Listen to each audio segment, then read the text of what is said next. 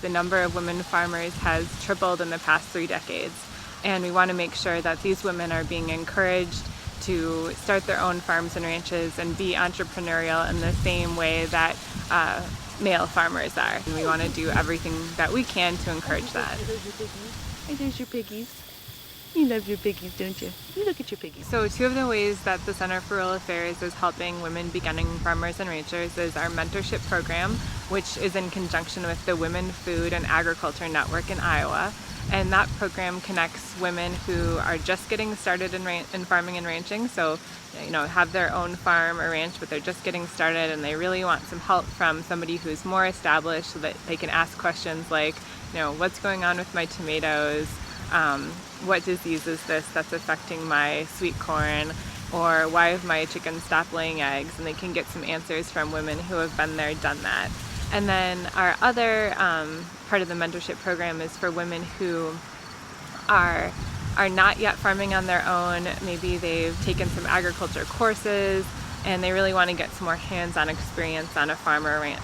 So they're actually able to go out to a woman's farm or ranch who has some more experience, and they're able to actually get their hands dirty and see what it's like to be a farmer or a rancher before they make that decision on their own.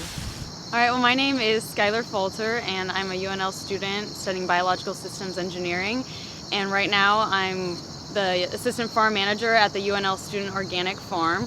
This is our second growing season and our first season selling produce. We have a small CSA, and I've just enjoyed every moment of it.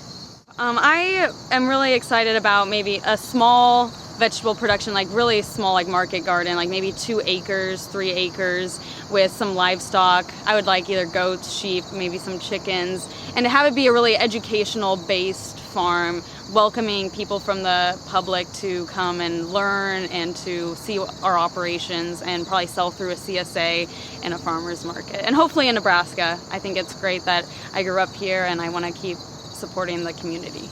My name's Hannah Keene, and we are at 26th Street Farm, and we're in Hastings, Nebraska.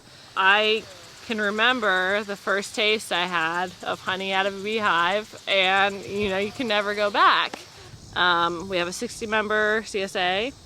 We do a little bit of wholesale, a little bit of grocery sales, and a farmer's market.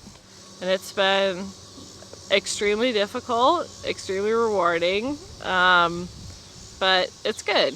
Yeah. I can't stress enough how important it was for me to go out and see someone who's doing it successfully before jumping in myself. I knew that I needed to learn from somebody. I just didn't know who that would be.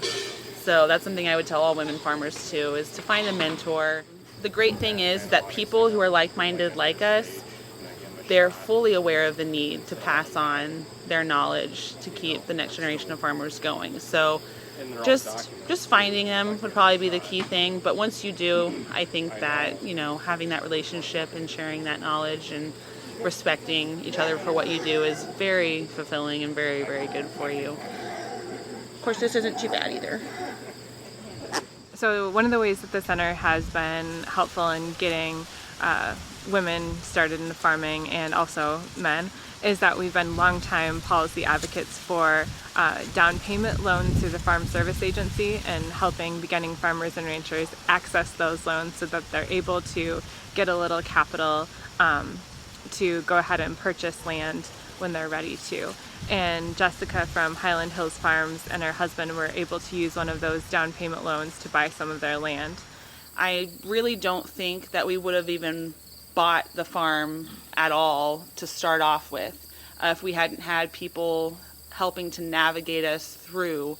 They definitely made it possible and really helped us to do it in a way that we feel confident going forward.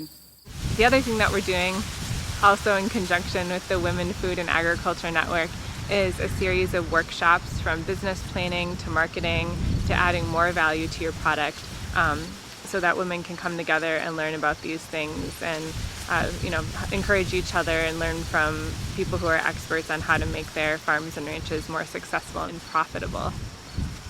And this is about health and nutrition and the environment, and you have to be educated to be able to make those kinds of decisions.